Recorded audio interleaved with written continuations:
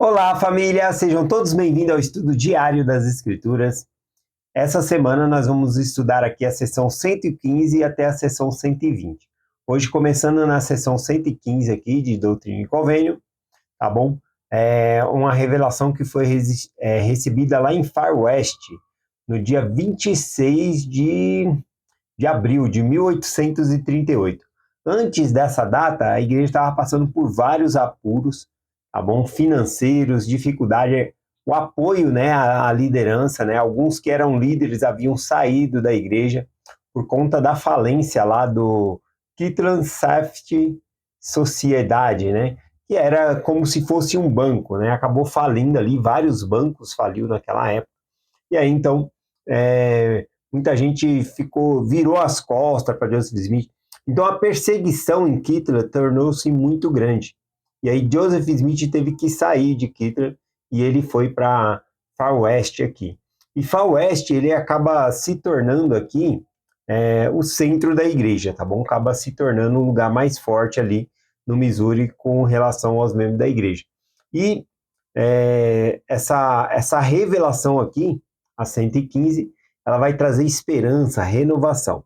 Alguns meses depois dessa revelação aqui, né, o governador Borbs, né, ele vai emitir lá o mandado de extermínio aos santos, né, aos membros da igreja, e expulsar eles do estado do Missouri, tá bom? Mas essa revelação aqui vai falar de planos, planejamento, e vai trazer revelações de esperança para eles também. Então hoje nós vamos estudar aqui esses versículos, do versículo 1 ao 4, tá bom? Hoje. Então vamos aqui para a revelação propriamente dita, o versículo 1 e 2 diz assim: Em verdade, assim vos diz o Senhor, meu servo Joseph Smith Jr., e também a meu servo Sid Higdon, e também a meu servo Hiram Smith, e a vossos conselheiros, que são e serão designados daqui em diante. Aqui, então, significa que essa revelação também serve para líderes que seriam chamados para frente também. Também para ti, meu servo Eduard Prechter, e teus conselheiros. Eduard Prechter aqui, ele era bispo, tá bom? Ele era um bispo, e essa revelação também seria para o chamado dele ali, conforme a gente está vendo aqui. Eu acho muito interessante que o Senhor conhece Eduardo Peck pelo nome, né? E ele também, Deus nos conhece pelo nome, nossas dificuldades. O Senhor, ele não chama pessoas capacitadas para a obra. Ele chama uma pessoa e capacita ela dentro daquela obra que ela precisa fazer, tá bom? Em todos os aspectos, não é a gente que cresce e torna-se merecedor de um chamado. Ao contrário, é Deus que nos chama. Todos que são chamados na obra de Deus têm que colocar na nossa mente, no nosso coração, que nós somos chamados por Deus, tá bom? Independente das nossas qualificações aqui. Aqui, então, o versículo 1 e 2, acabou falando aqui das revelações, que era não somente para Joseph Smith, mas para muitos da liderança ali também, tá bom? E a revelação é algo também que não fica restringido, né, à liderança da igreja. Todos que buscam a Deus podem ouvir a voz de Deus e receber revelação. O versículo 3 aqui diz o seguinte: E também a meus servos, fiéis e sumo conselho de minha igreja em Sião, pois assim será chamada todos os elders e ao povo de minha igreja de Jesus Cristo dos santos dos últimos dias, disperso por todo o mundo.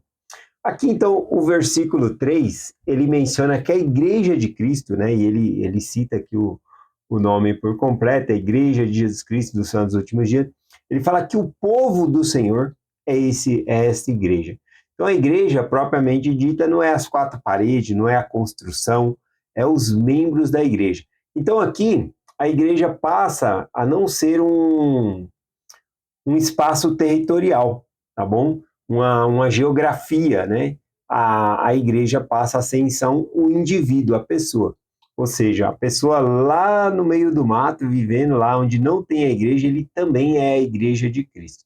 Então, o versículo 3 mostra isso, tá bom? Uma das definições de igreja são os membros da igreja, o povo do convênio do Senhor. Agora também tem a igreja como instituição, né? Aí sempre a gente tem que ver o contexto. Dentro do contexto do versículo 3, ele está falando que a igreja é os membros da igreja, tá bom? E aqui no versículo 4 ele vai falar da instituição em si, tá bom? Da organização da igreja. Então o versículo 4 diz assim: pois assim será chamada a minha igreja nos últimos dias, sim, a igreja de Jesus Cristo dos santos dos últimos dias. Então, esse aqui é o ponto central dessa revelação aqui, tá bom? O Senhor declara o nome completo de sua igreja, né? E aqui ele não está dando uma sugestão, né? Aqui ele está dando um mandamento. Realmente a igreja dele deveria ser chamado com esse nome, a Igreja de Jesus Cristo dos Santos dos Últimos Dias. Então a gente vê aqui que não era a igreja de Joseph Smith, não era a igreja de Hiram Smith, não era a igreja da família Smith, né? A igreja é a igreja de Cristo. Então, esse versículo aqui, ele torna-se também uma doutrina para nós, né? Então, aqui Deus ele não está apenas sugerindo um nome, ele declara que a sua igreja deve ser chamada dessa maneira, tá bom? Tem um ditado popular que diz assim: quem carrega o nome de Cristo deve andar nos passos que Cristo andou.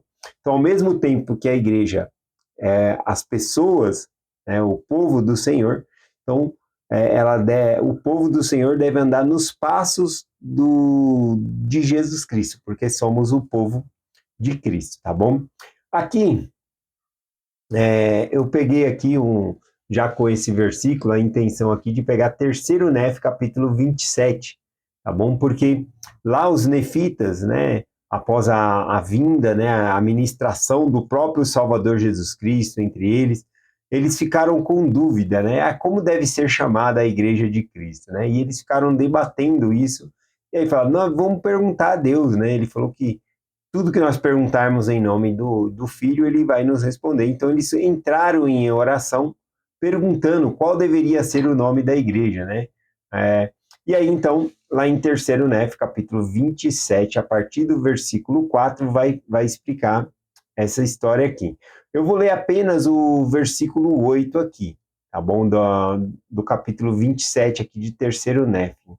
Então, o versículo 8 diz assim: e como será a minha igreja se não tiver o meu nome?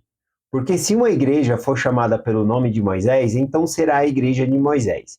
E se for chamada pelo nome de um homem, então será a igreja de um homem. Mas se for chamada pelo meu nome, então será a minha igreja, desde que esteja edificada sobre o meu evangelho. Então aqui o Senhor, né, ele faz uma comparação simples e lógica, tá bom? Se uma igreja ela for chamada pelo nome de Moisés, então ela vai ser a igreja de Moisés. Se ela for chamada pelo nome de um homem, então ela vai ser a igreja de um homem, tá bom? Ou seja, o nome revela o dono. Então, a igreja de Cristo precisa ter o nome de Cristo, tá bom? É isso que é colocado aqui, uma ideia bem lógica sobre isso. Então, o foco aqui também é o evangelho de Cristo. Porque, claro e evidente que existe muitas igrejas com o nome de Cristo na placa da igreja, registrada com o nome de Cristo, tá bom? Aliás, Cristo, né, ele tem muitos nomes, títulos, né? Então, tem várias denominações, igrejas com o nome de Cristo. Mas aqui ele traz um detalhe: desde que esteja alicerçada sobre o meu evangelho. Então não é só ter o nome de Cristo na igreja, mas tem que estar alicerçada dentro do evangelho de Cristo para ser a igreja dele.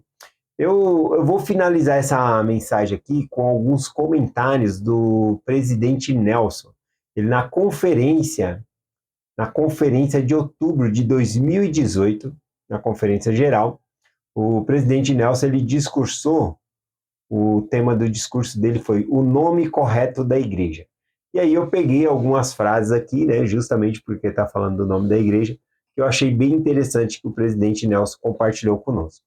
Então, uma das partes diz assim: portanto, o nome da igreja não é negociável, né? Ele está falando que, portanto, o próprio Senhor ele revelou o nome da igreja, então não é negociável.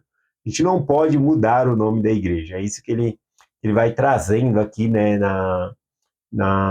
no discurso dele. Então, quando eu falo a gente mudar o nome da igreja, é óbvio que a gente não é ir lá no cartório e mudar o nome da igreja, mas a gente pronunciar a igreja com outros nomes, tá bom? Inclusive que ele vai falar aqui nesse discurso, né?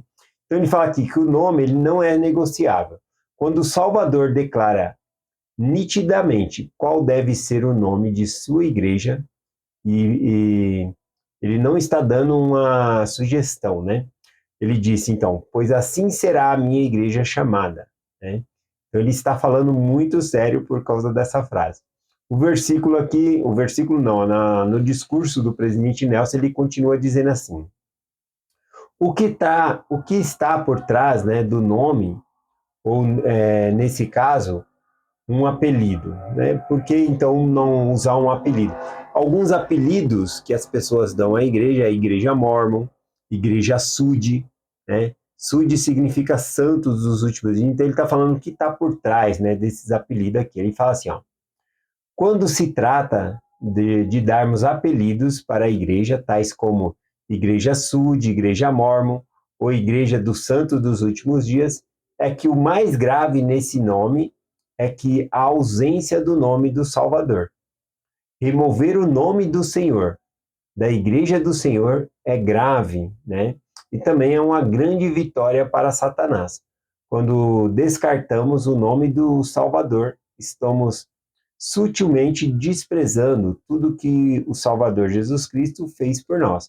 Então, ele coloca aqui, né, que o erro de não chamar a igreja pelo nome é, é porque está tirando o principal, que é o nome de Cristo do meio da igreja, né? Então, alguns falam sobre igreja Sud, igreja Mórmon, o problema maior é tirar o nome do Salvador do nome da igreja ali, tá bom? Então, ele fala sobre isso.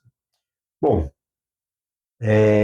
aqui também ele explica o seguinte, ele dá algumas alternativas, né? Ele fala que sempre que possível nós devemos pronunciar o nome inteiro, né, da igreja. Certa ocasião, o presidente Nelson ele estava, né, em uma entrevista, ele e mais uma pessoa, e o jornalista perguntou, mas por que um nome tão grande assim da igreja, né? A Igreja de Jesus Cristo dos Santos dos Últimos Dias. E aí, o Nelson, né, na época ele não era o presidente Nelson, não era no apostolado, mas ele cita nessa entrevista dizendo que não foi um homem que escolheu o nome da igreja, que ela foi dada por revelação pelo próprio Senhor.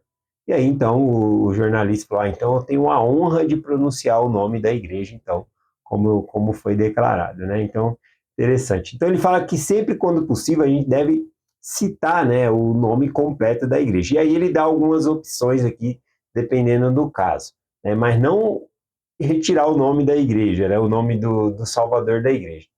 Aí então ele coloca aqui, ó, quando nos referimos à igreja pela primeira vez, é preferível usarmos o seu nome completo, a Igreja de Jesus Cristo dos Santos dos Últimos Dias.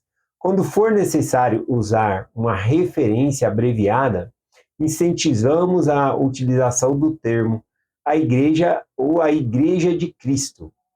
O termo Igreja Restaurada de Jesus Cristo também é correto e é incentivado. Se alguém perguntar, você é mórmon? Você pode responder, se você está perguntando se sou membro de a Igreja de Jesus Cristo dos Santos dos Últimos Dias, sim, sou. Se alguém perguntar, você é um santo dos últimos dias? Você pode responder, sim, sou e creio em Jesus Cristo e sou membro de sua Igreja restaurada. Então aqui ele deixa bem claro, né, essa questão. Eu acredito também que opositores, né, quando vão falar da igreja, eles sempre usam ali uma abreviação, alguma coisa desse tipo, porque pega mal falar, a igreja de Cristo é desse jeito, né? Então, é uma grande vitória, né, de Satanás quando a gente tira o nome de Cristo do meio da igreja, tá bom? Então, sempre possível a gente deve usar o nome completo da igreja ou usar referências como o presidente Nelson falou, né? Na Igreja de Cristo, a Igreja Restaurada de Cristo, esses termos são bem apropriados também, tá bom? Então é essa mensagem que nós compartilhamos hoje, em nome de Jesus Cristo. Amém. Até amanhã.